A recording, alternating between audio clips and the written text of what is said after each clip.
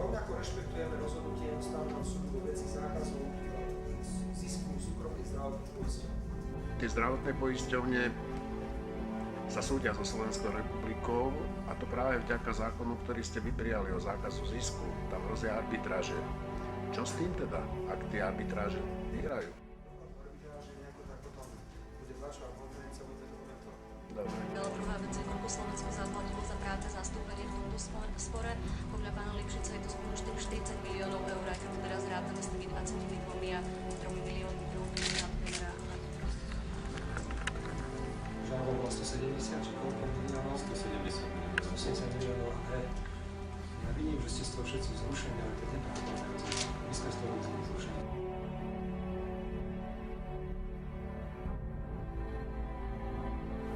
$25 miliónové odškodné, ktoré nám hrozí zaplatiť holandskej spoločnosti Achmea, je o niečo reálnejšie.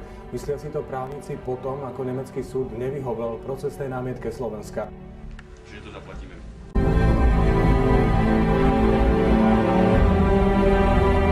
Programom vyhlásení vlády, ktoré bolo schválené v Národnej rade Slovenskej republiky, že toto nás zaväzuje. A my to chceme urýchliť. A zase okolo toho špekulujete. Chceme to urýchliť. Chceme urobiť všetko preto, aby do roku 2010 mohli ľudia plynule prechádzať z Bratislavy do Košíc a aby nastal posun medzi Bratislavou a Zvolenou. Keby nebola svetová hospodárska kríza, diaľnice podľa potvrdenia koncesionárov, pokiaľ ide o Bratislavu Košice s výnimkou tunelov, to sme povedali veľmi jasne, by boli dokončené. Svetová kríza o 18 mesiacov to posunula ďalej. Hrozba, že urýchlená výstavba diaľnic bude zastavená, je veľmi reálna. My máme historickú skúsenosť s pravicovou vládou. Jednoducho zastavili výstavbu diaľnic.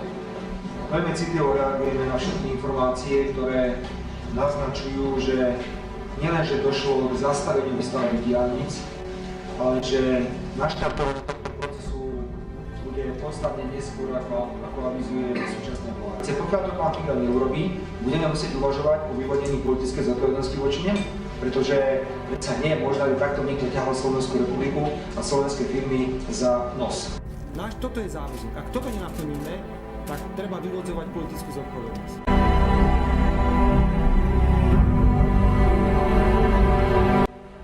Odo mňa sa asi nikdy nedočkáte vyjadrení typu, že všetko pred rokom 1989 bola úplná katastrofa.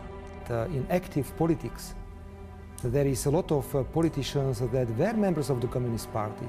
That's the reality. That's not the shame. That's the reality. Slovakia and the Czech Republic, they have been changed so significantly since 1989. I can compare. I remember how the country looked before 1989. Ale žiadna čierna diera tu pred rokom 1989 určite nebola. Ale tak vy ste zase boli člen komunistickej strany a oni neboli. No, tak aby sme boli fér, že voči všetkým a voči všetkým. Mal som možnosť veľa cestovať, už aj predtým dokonca, ako prišiel november 1989. Múdri ľudia určite majú tendenciu si vyberať všetko pozitívne z minulosti a používať to aj v budúcnosti. A nebuďme takí, že všetko bola úplná katastrofa. Prvky strategického rozmýšľania, plánovania a vládnutia boli podstatne dokonalejšie, ako sme ich videli po roku 1989. To je prihláška do komunistickej strany Československa, ktorú si v 80. rokoch podal Robert Fico. Súčasťou prihlášky je aj životopis, v ktorom okrem iného napísal: S náboženskou otázkou som vysporiadaný a zastávam prísne ateistické stanovisko. Robert Fico pred 2 týždňami odštartoval svoju prezidentskú kampaň týmto rozhovorom. Predovšetkým chcem povedať, že ja o tom dosť málo hovorím, ale možno to je teraz priestor povedať, že pochádzam z rodiny, ktorá bola veľmi silne orientovaná katolícky. Tak určite toto na mňa vplývalo. V rozhovore Robert Fico svoju kariéru v komunistickej strane nespomína, naopak venuje sa tej katolíckej. Neviem, či opäť mi to poškodí, alebo mi to pomôže, ale ja som prešiel svätým krstom, svätým príjmaním, prešiel som dokonca aj primulku. Takže keby som si dnes mal urobiť nejaký profil vo vzťahu ku katolíckej cirkvi, možno by som vyšiel lepšie ako ktorýkoľvek poslanec za KDH. Ako každé iné dieťa na dedine, aj ja som absolvoval ako dieťa. Či už išlo krst, tak ten som naozaj nevedel ovplyvniť, potom bolo príjmanie a potom bola tá birmovka. Nič iné som nepovedal, popisoval som fakty z môjho detstva.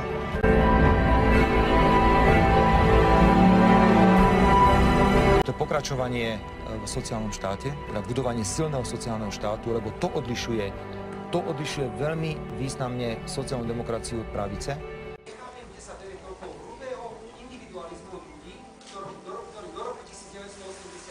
Zadarmo vyštudovali, bývali za 40 kg mesačne na internátoch, za 40 kg chodili na električkách a za 260 mali takisto strávnu jednotku na internáte, ako sa mali. Toto je zaujímavé, že kde sa tá sociálne citlivosť ľudia to takým postupom stráca. U nás je to prirodzené, u mnohých z nás máme rovnaké zázemie. Keď má človek plat 3000 eur mesačne a mu zdvihnete DPH o 4%, to znamená, že zaplatí za všetko viac, všetko mu zdražie, tak sa tak nevšimne ako človek, ktorý zarába 380 eur, ako povedzme šičky vo Vranove nad Toplou. 19.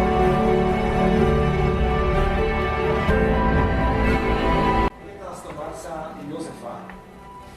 19. marca budem mať 25. výročie, kedy som sa oženil.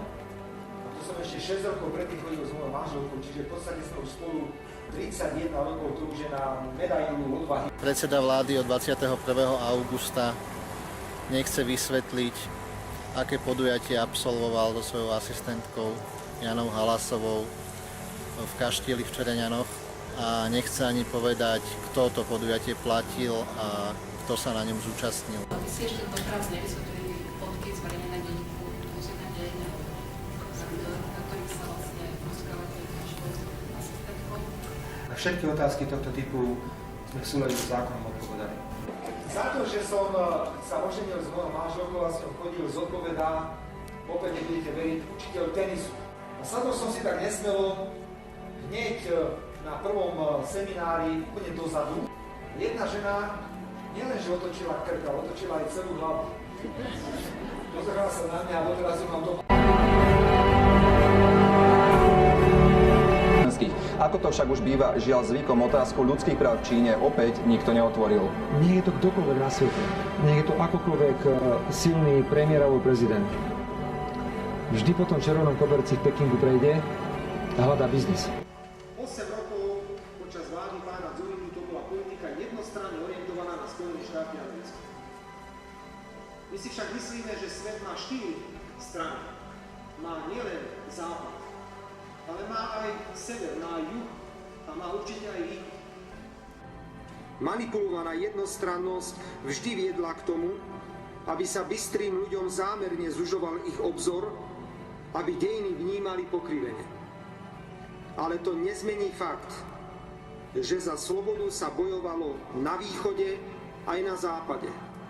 To nezmení fakt, že najväčšie vojenské operácie druhej svetovej vojny boli na východe. A či sa to niekomu páči alebo nepáči, Slovensko oslobodila Červená armáda. Recepcia, ktorá má spoločenský charakter a tak sa budem na tejto recepcii správať. Chcem vás spýtať, prečo tam idete a či to považujete za správne, keď len pred niekoľkými dňami nám Kuba vyhostila občana z mimovládnej organizácie. Ďakujem. Pani redaktorka, ja keď idem na recepciu, ktorú organizuje napríklad americká ambasáda, ja tam idem kvôli pánovi Bushovi. My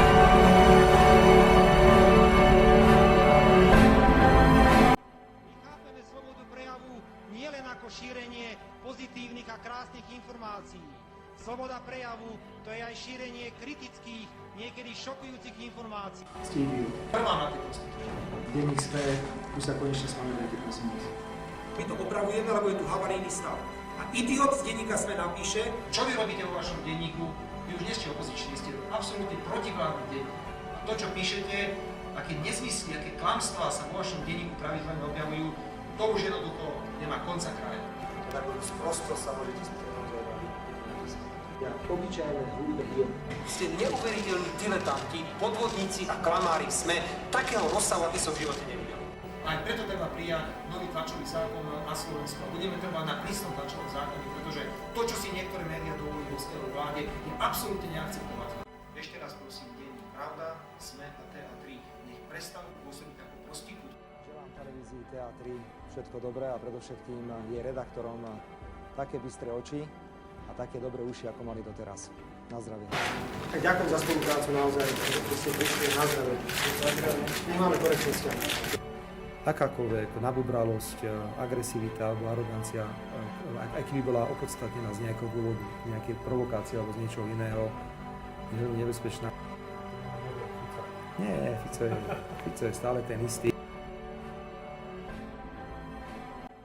Sme čistý protivládny denník. Denník sme im posadnutí. Na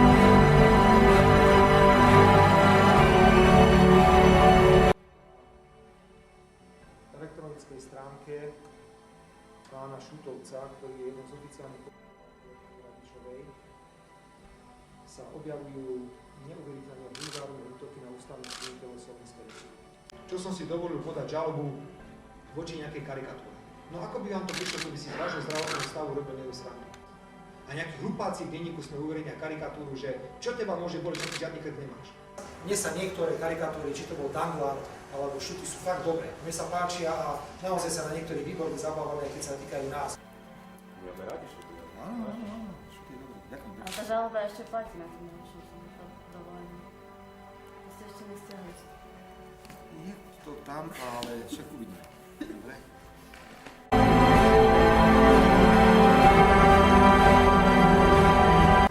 Na začiatku minulého týždňa sa stretli predstavitelia slovenskej tlače, aby zorganizovali spoločný postup, spoločnú stratégiu v tom, ako škandalizovať, ako postupovať voči vláde, jej predstaviteľom a proti individuálnym členom politickej strany Smer sociálna demokracie.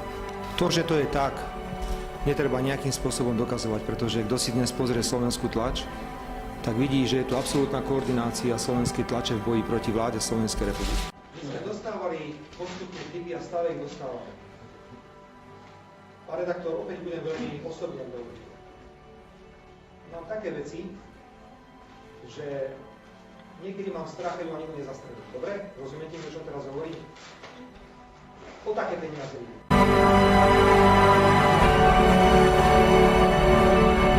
Ale nerobme tú reklamu niekomu, kto nemá šancu. Voľby v druhom kole. Suverénnym spôsobom vyhrá Vladimír Maňka za Smer sociálnu demokraciu.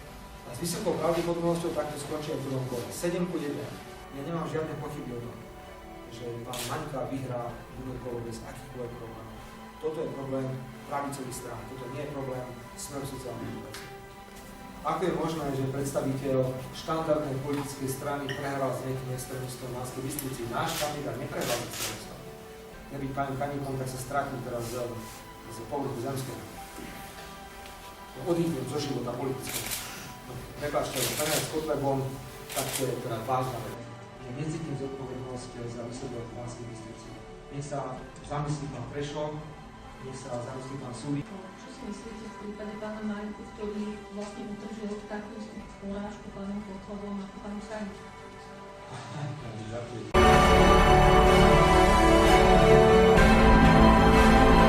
Prečo ste opäť pripravili zákon o vyvlastňovaní a sú tam prvky, ktoré môžu byť na hrane ústavnosti? Či je niečo ústavné alebo neústavné, nechajme to na sudcov ústavného súdu. Ak má dnes jeden majiteľ záhrad prekážku pre výstavbu diaľnice vo verejnom záujme, tak toto formálne právne víťazstvo, ktoré dosiahli poslanci vládnej koalície na ústavnom súde, je typické Pirhovo víťazstvo. Povedzte mi vy, prečo ste tu? Pretože nám to zabrali bez vykúpenia, bez akéhokoľvek dohody. Ako vašu pôdu? Áno, našu pôdu. Takže vážené dámy a páni, dovolte, aby som všetkých privítal, vrátane aktivistov pani Radičovej na tomto stretnutí. Je to trošku také trápne divadlo, ktoré nám organizujú, ale my sme naučení aj na horšie veci. Predseda vlády Fico povedal, že ste aktivista pani Radičovej. Čo vy na to? To je sprostosť, ja som volil Fica, ale už ho viac nebudem. Lebo za takéto zákony na okradanie ľudí nemôžem podporovať.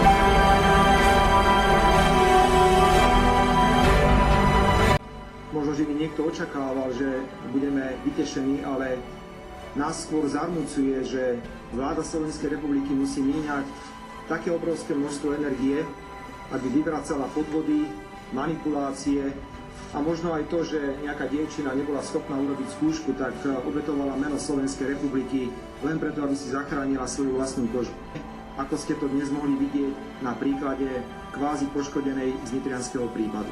My nebudeme tolerovať ani extrémizmus, ani neznášanlivosť, ale nebudeme tolerovať ani to, aby niekto likvidoval a ničil dobré meno slovenskej vlády na základe falzifikátov a výmyslov.